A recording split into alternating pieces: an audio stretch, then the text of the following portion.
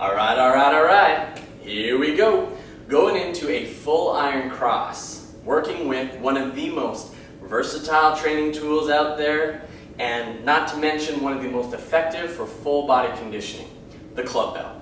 So first, we worked with the single arm shoulder cast so that we were able to find the range, we were able to activate that strong shoulder pack and find the drive of the elbow up to the ceiling and pulling it out, drawing that elbow in and getting that external rotation so that we're in line with the side of our body.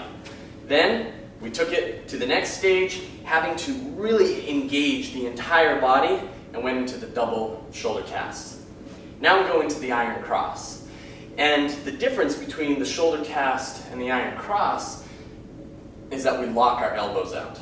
This is a huge leverage disadvantage. And so you need to make sure that your entire structure is engaged all the way through from the soles of your feet right up to the top of your crown or hair. So the first one we're going to do is pull. So we want soft knees, pelvis is tucked in slightly, strong core engagement. We want the shoulders packed down so that then as we pull out, rather than pulling out and down into the 290s for the shoulder cast, we're going to come out, and as we get about halfway into that transition, we're then going to drive the arms out into full iron cross. Now, part of that is that drive is not merely a trying to drop the hand and stretch the hand out. You want to think as you pull out, you are driving, there's a line coming down through your shoulder, pushing that shoulder down. That action of pushing that shoulder down drives the elbow forward. So as I'm going out, it's pushing down, that force is driving through my elbow, and my elbow pit is working on locking out.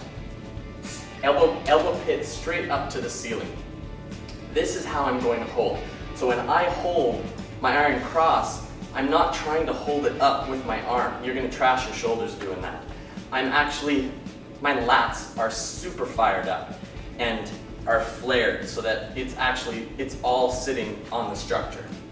Couple points, when you go out into iron cross, don't hold this for too long. You want to get the pause because you do want to lock it out, but don't overdo it, no need to. And again, make sure to choke up as much as you need. So if this is too much and it's going all over the place, just choke up. As you get stronger and it gets more stable, you can take it back down.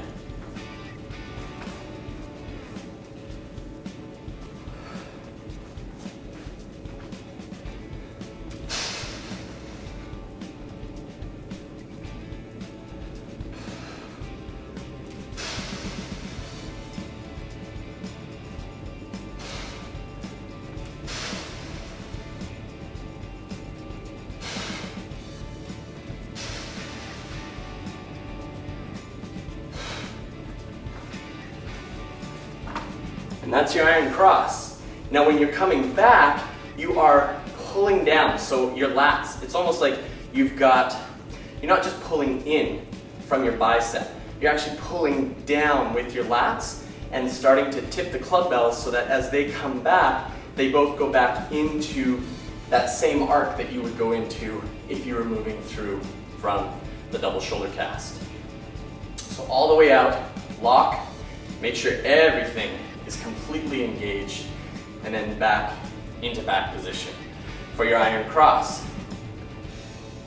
If the jump from shoulder cast to iron cross is a little too much, you can work on coming out. We'll just choke up a little bit. So let's say I'm going to choke up a bit, and I'm still having a tough time locking that out. You can go with slightly bent elbows for a few reps at the end.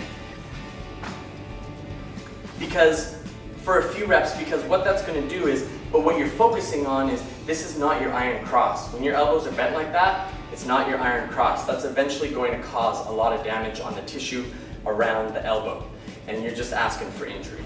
So when you come out, you're doing it for a few reps to practice that, And what you're working on is getting that drive through the shoulder, out through the elbow, and working on pushing that elbow pit up. And if you get to the point where you're like, yeah, not quite, almost there, no problem. But don't get in a habit of training with bent elbows because it completely defeats the purpose. Iron cross. Super, super exercise with the clubbells for engaging your entire body and having to hold at an extreme leverage disadvantage. Not only are they the furthest point away from your body, you've also got the weight the furthest it can be away from your hand. So you're just adding on, which they don't need to be heavy.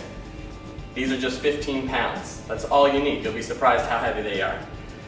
Iron cross, work with those. Look forward to hearing about your progress. Take care.